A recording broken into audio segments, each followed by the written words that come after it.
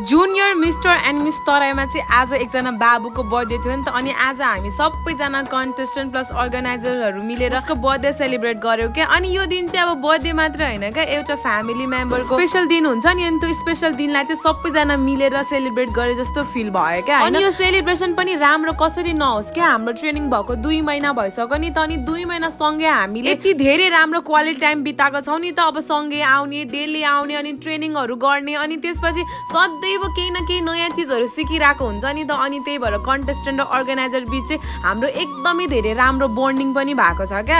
अनि यो देख्दाखेरि चाहिँ हामीलाई पनि कति धेरै खुसी लाग्छ क्या। बच्चाहरूको खुसी नै हाम्रो खुसी हो नि त।